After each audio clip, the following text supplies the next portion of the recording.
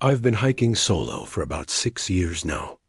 I'm comfortable enough in the wilderness that I don't need to stick to main trails anymore, which is probably what got me into this situation in the first place.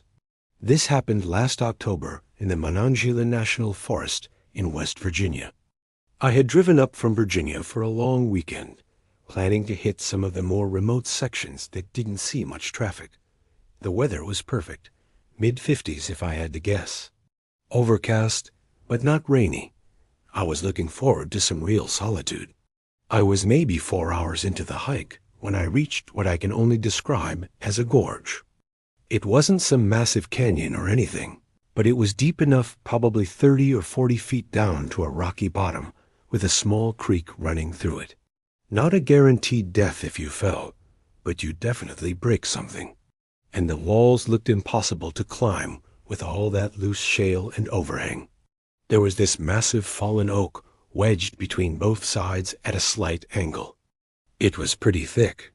The bark was worn smooth from weather, and probably other hikers using it as a bridge. I inspected it for a few minutes to make sure it was sturdy, then decided it looked solid enough for me. I took my time getting across, trying to maintain focus.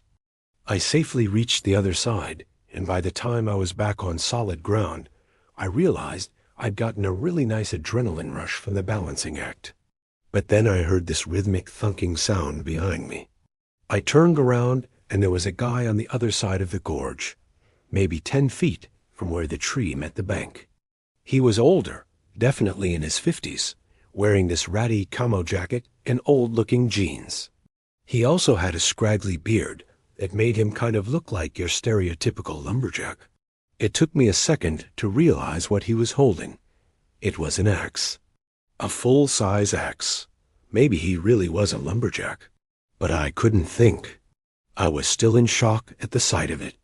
He walked right over to the base of the tree and started swinging his axe at it. I shouted across at him, asking what the hell he was doing. He didn't even look up. He just kept swinging. To my horror, I watched as one of his swings landed a little deeper than the others. The tree shifted slightly.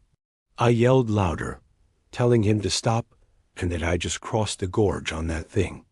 It dawned on me that this guy probably already knew that, and he was trying to strand me on the other side.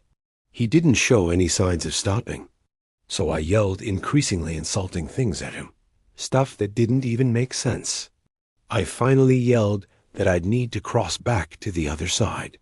And that's when he finally looked up at me and said, "That's not my problem." He said it so casually, like I'd asked him about the weather. I don't know why, but his casual tone infuriated me. And I admit, I kind of lost it a little.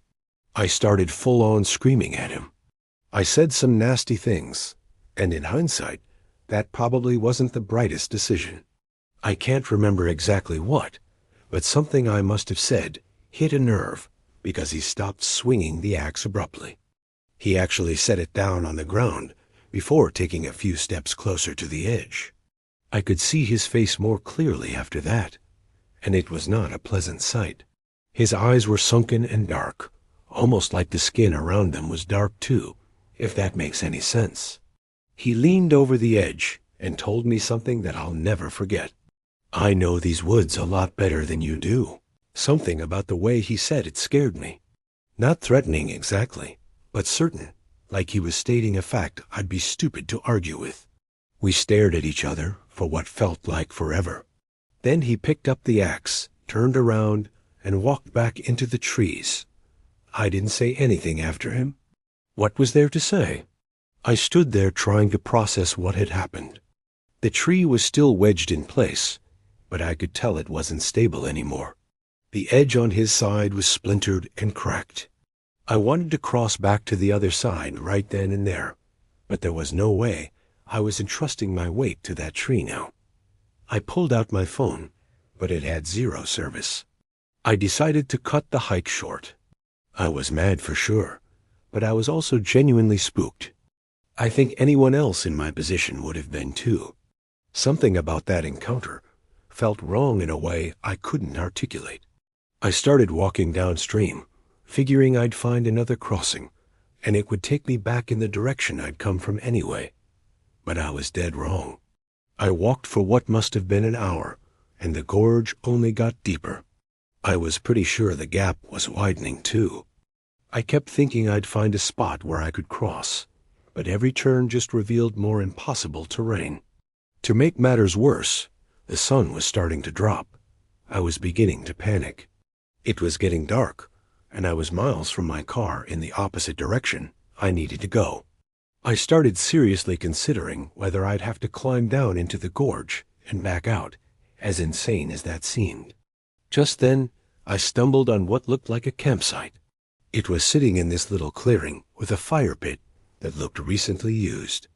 At first, I was relieved that maybe there was a fellow camper or hiker that could help me. But the more I looked around, the more wrong it felt.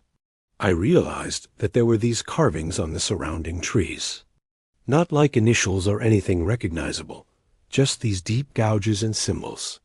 There were also a bunch of weird objects scattered around, like rusted tools and pieces of cloth tied to branches, what looked like animal bones arranged in patterns.